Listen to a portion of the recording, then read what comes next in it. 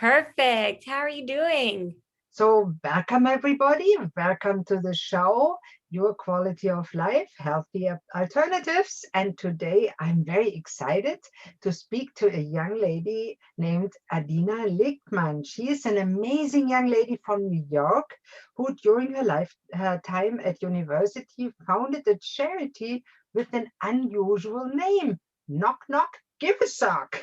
Welcome to the show, Adina. Thank you so much for having me. I'm excited to be here. I also think it's really special that we connected through LinkedIn. I think it's so unique how people are connecting today. You never know who you meet. And when you started that charity, it was 2015. Yes. What inspired you to found a charity? And of all the possible charities, one that collects socks. Yeah, so it's a great question. I was in college not too long ago, a couple years ago, and I was in my sophomore year and I was giving out sandwiches to some of my neighbors on the street. And one guy said to me, "Ma'am, it's so nice you're giving out sandwiches, but one thing we could really use are a pair of socks." So I went and I opened my drawer and I saw I had pink socks and polka dotted socks, and they weren't going to fit my new friend Diego. So I decided to go and knock on every door on my floor in college in my dorm. And in 15 minutes, I got over 40 pairs. Fast forward to my senior year of college, we had spread to over 20 college campuses that collected over 50,000 pairs of socks. And I joke that I kind of became a sock celebrity on campus.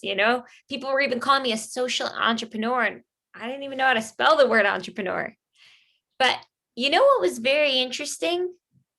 What I realized was that so many of my friends who were collecting socks actually didn't know so much about homelessness. And, as I mentioned before, I kind of went on and I started speaking in different college campuses, in different synagogues, in different schools, in different churches. And I encourage everyone listening today to ask themselves the two questions I'm about to ask you. And the first question I would ask is, who here has ever given money, food, or clothing to someone in need? And almost everyone would raise their hand. But then I would ask a second question. I would say, who here can tell me the name of one person experiencing homelessness? Almost no one could raise their hand. And I was on this liberal college campus at NYU. And, people are so careful about the way they speak. They're so politically correct. They're so careful. But when it came to homelessness, they would say, isn't everyone who's homeless choosing to be homeless? Right? These massive stereotypes. Or aren't most people who are homeless doing drugs or, drinking, or other people would say, come on, don't they all have mental illness? And actually, we know, especially on college campus, we don't say mental illness, right? We talk about mental health, mental well-being, mental wellness, right? And we actually don't use the word mental illness on college campus very often. It's kind of all of these things were being lumped together when we would talk about homelessness. I remember even seeing a sign one night on my college campus. Not on my college campus, sorry, I'm on the subway that said, come volunteer with us. It was a huge organization. It said, come volunteer with us, feed the homeless. And I remember thinking, imagine if I saw a sign that said, come feed the Jews, right? Because I'm a Jewish person. Or if I saw a sign that said, feed the Blacks, right? We'd be like, what? It's so infantilizing, right? You feed animals, you feed children who can't feed themselves, but other adults, it's not the way we speak. Kind of condescending, isn't it? How we treat the homelessness, it's kind of a group that gets looked down on generally. And Yeah. everybody that's on the streets is an individual. Tell us a few stories. I know you talked to many of them individually. What are their stories? Why did they end up on the street? So I'll go into that. But before I go into that, I'd actually even like to take what you're saying a step further, right? It's so condescending. On the one hand, right? The way we talk about it, the way we approach it, right?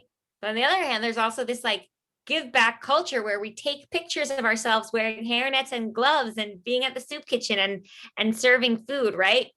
And we walk out of that place feeling great, feeling so good about ourselves. Like, I did something today. I gave back, as opposed to feeling the empathy that we're supposed to feel when we actually connect with our neighbors? So really interesting question that you ask. And, what are some of our neighbors' stories? So I'm going to I'm going to be a little bit New York centric right now, as someone who lives in New York. But what's so interesting is what most people don't know about homelessness is that actually street homelessness is only 5% of homelessness in New York City, which means 95% are living in shelters. And out of that 60,000 people who are homeless, 25,000 are children. And these are the names and the faces and the stories that get lost when it comes to learning about homelessness. I have one close friend of mine who was a bank teller at Wells Fargo, and then he developed Crohn's. So he had to take a lot of sick days. He took too many sick days to be able to, get the same pay. So he ended up moving into a shelter, but he was still going to work every day. And then one of his clients saw him leaving the shelter and went and told the bank manager, I am not comfortable with that man handling my money anymore, because she saw him leave the shelter. And then he lost his job, and he was already suffering from Crohn's, and it spiraled out. And now he's, a man in his 30s who doesn't have a job, who's living in a transitional shelter, but has never been able to get back to work because of that experience. I have another friend who he was living, I might be wrong about the state, so I'm going to say a state, but it might be the wrong one. I'm pretty sure it was Virginia. And he basically was working out there as a construction worker. He was like in his 50s. It was like getting close to him retiring, but they actually had to let go of many of their employees much earlier than they wanted to. And so him and 10 other guys were let go, and he didn't have, there was no savings, there was no retirement pension. He was too old to start a construction job someplace else. He didn't have the skills for other places. And he, quite frankly, couldn't get housing there. So he was told that New York City has a lot of resources. So he moved out to New York City, and he's a man in his, late 50s now, who's been living in a homeless shelter for the last 2 years, waiting to get services from the state to be able to get housing. These are just a few of the many stories that we hear from so many of our neighbors getting hurt on construction sites, not being able to work afterwards, to, being a single mom, to being a woman who, to women who I met who got out of domestic violence relationships. There are so many reasons why so many of our neighbors end up experiencing homelessness. And a lot of them, even if you have a job, right, a minimum wage job, that's not going to cover cost of living, especially here in New York City. And people say to me all the time, they're like, so why are they living in New York City? But the reason why is urban cities also have the most resources, right? If you're living in some remote city, some remote town, you're going to need a car to get around. There are less access to resources. There are less programs right there to help you. So it really is a catch-22 to being able to, get set up. So yeah, that's No, I basically, really like that you call them neighbors, because they're really neighbors. They're people just like you and I that fell in dire circumstances. yeah. And And of they're course, living there so are close the to us. addicted ones. There are the ones that suffer from a mental illness and can't access the right help, or just don't see that they need it. There are those too. But I'm kind of appalled that so many are children. Yeah. But what's even interesting about that? I think many of us know people who have suffered from mental health issues. I think there are many people that we know who have suffered from drug addiction. Of course. Where are they coming from? Right? Because if you grow up in poverty, then you're going to end up on the streets, right? Rather, if you come from a family that can help support you, then you're more likely to be able to get help. Might not solve the issue. I know many people from my childhood who have grown up and, ended up going from rehab to their parents' couch to back to rehab, but they have that parents' couch. And for many homes, it's another mouth to feed on top of experiencing poverty, right? And I always say one of the leading causes of homelessness that people don't think of is loneliness, lack of access to resources and networks and people. And And that's why do you where, think that is, that people get so lonely that they end up on the street and stay well, there for a while? here's an interesting statistic, which I didn't mention, but this one, once you hear it, you're like, that's horrible. And that also makes so much sense. 50% of kids who age out of the foster care system, meaning they turn 18 or 21 and they are no longer part of the foster care system, they've never been adopted, they go from home to home.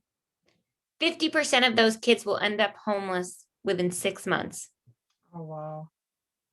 Right? So, in a situation like that, it's so clear the amount of people who identify as LGBTQ who end up being kicked out of their homes, thrown out of their homes, also extremely high percentage, right? Then there are the people who lost their job, who then couldn't get back on their feet, who felt so much stress, who then leaned on drugs after, they ended up facing eviction or facing homelessness.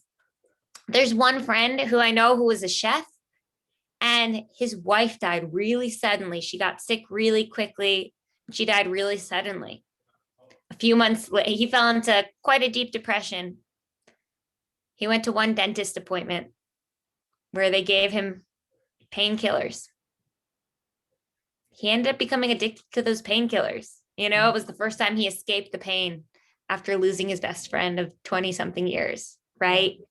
So there are so many different stories and reasons. And I think it's very easy to kind of look at addiction and be like, oh, well, it's their fault, right? And the idea is like, where do we come from? If you did, it's interesting People when who I think have about. an addiction suffer just as much as anybody else, and they don't want to have that addiction, or it wouldn't be an addiction, it would be a choice, and an addiction is not a choice. And it's not that, addicts become homeless, right? It's we have addicts in every community, right? Of course, we In the have most addicts and the well-to-do rich community people. and Yeah, the most poor communities, right? It's just if you're poor and you become an addict, there tends to be this mentality of, well, you're an addict, it's your fault. And it's like we have them in every community. They're just different resources, right? And that's something that I always found fascinating. it's easier to hush it up if you have the money to do so. 100%. So I'll move on to basically, Yeah, as tell us I how we mentioned, can help. we became this organization that collected socks for our neighbors in need. But what I realized was so many of my classmates actually didn't know much about homelessness. So I decided to bring 50 of my college classmates and 50 people living in local shelters to have dinner side by side.